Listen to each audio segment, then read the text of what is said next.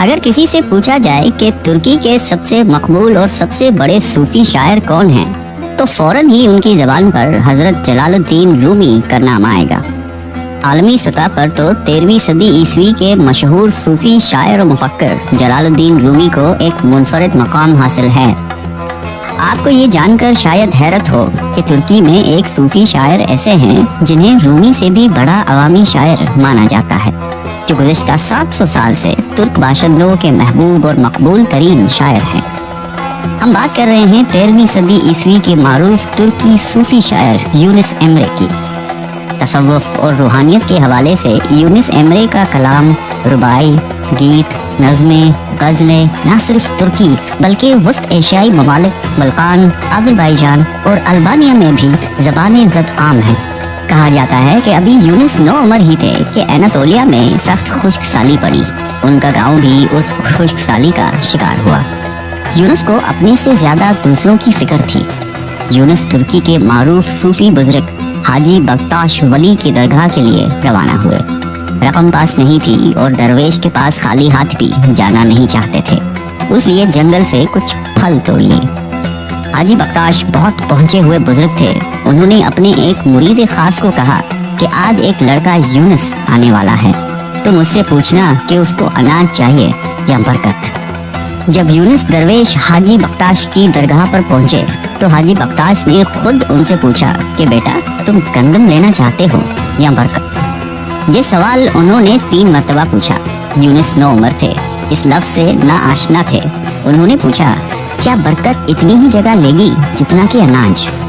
جواب ملا نہیں، برکت تو چھوٹی سی جگہ میں سما سکتی ہے۔ یونس کو خیال آیا کہ یہاں لوگ فاقوں سے مر رہے ہیں، ایسے میں اتنی چھوٹی سی چیز لے کر کیا کروں گا؟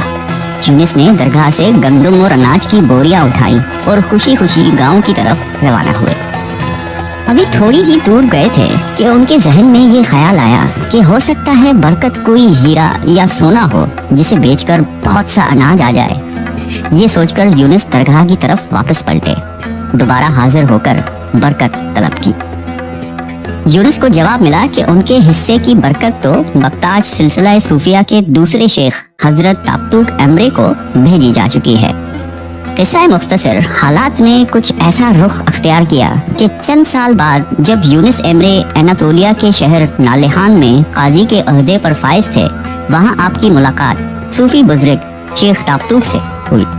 یونس ایمرے نالہان شہر کے قاضی تھے، عدل قائم کرنا ان کی ذمہ داری تھی۔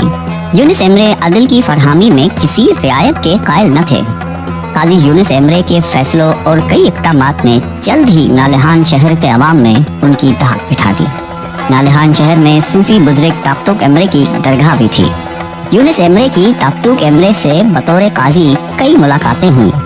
یونس پر صوفی تابتوک ایمرے کے صحبتوں کا کچھ ایسا رنگ جما کہ انہوں نے تابتوک ایمرے کی شاگردی اختیار کرنے اور ان کے حصول علم کے لیے قاضی کے منصب سے استعفیٰ دے دیا۔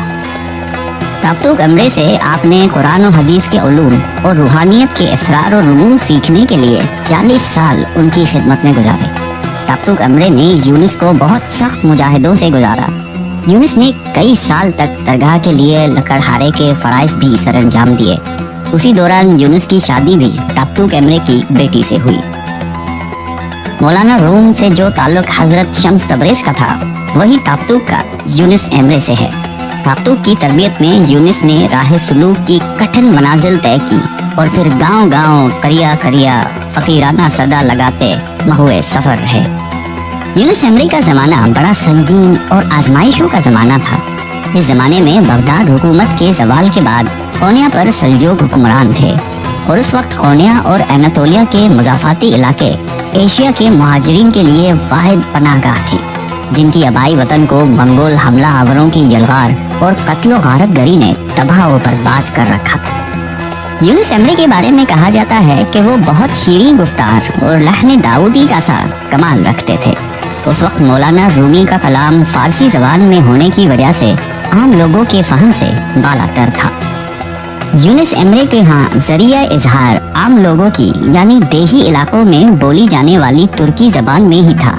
زبان سادہ، مفہوم واضح، تشبیہات इस्तारे आम फहम और ज़बान ज़द आम होने वाले यूनुस के कलाम में तरन्नुम और नगमगी का बहाव इस दर्जे था कि सूफिया की महफिलों में जब गाया जाता था तो लोग वजदानियत की कैफियत में आ जाते थे। यूनुस एमरी को एनातोलिया का सूफी दरवेश भी कहा जाता है। इस हवाले से एक वाकया मशहूर है कि सूफी बुजुर्ग ताबतुक एमरे की दरगाह का एक कासिम आफंदी नामी मुरीद तंग नजर और इंतहा पसंद सोच का मालिक था। एक रोज उसने अपने पीर भाई यूनुस एमरे की तहरीरी कलाम को दरियाबंद करने का इरादा किया। कहते हैं कि कासिम आफंदी दरिया के किनारे बैठा यूनुस एमरे की शायरी का मुताला कर रहा था। वो एक के बाद एक सफ़ा पलटता और बड़बड़ाता कि ये तो खराफात है और उस सफ़े को तोड़ मरोड़ कर पानी में डाल देता।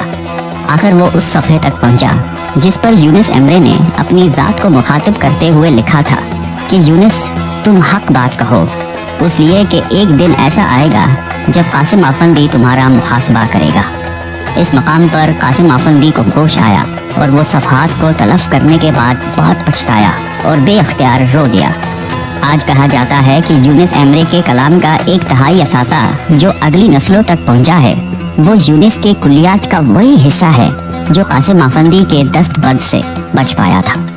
यूनुस एमरे की शायरी न सिर्फ अपने दौर की तारीख, तहजीब, ज़बान, कल्चर और सकाफत की अक्कासी करती है बल्कि उसमें खालिक़े कायनात से लौ लगाना, वहदानियत, इश्क़ हकीकी, दुनिया से बेइस्तबाती, तसव्वुफ़ के गहरे नकूश, इंसानी दोस्ती, एक दूसरे का लिहाज, बर्दाश्त, तहम्मुल, प्यार, अमन और भाईचारे का दर्स मिलता है। आपके कलाम में ज़िंदगी, मौत, फ़कीरी, गना, फना, कायनात, तौहीद, इखलास, इबादत, रज़ा इलाही, जन्नत और जहन्नम की सूफियाना तशरीह है। यूनुस एमरे को तसव्वुफ़ से ताल्लुक़ रखने वाले दीगर शायरों से जो चीज़ अलग करती है वो उनका अवामी शायर होना है। यूनुस एमरे की शायरी बिल्कुल सादा, बातसव्वुर और मकसद तक बराह रास्त रसाई रखती है। यूनुस एमरे तुर्कों में बहुत हर दिल अजीज़ हैं। यूनुस एमरे को कई साल गुजरने के बावजूद आज भी लोगों के दिलों पर राज करते हुए देखा जा सकता है।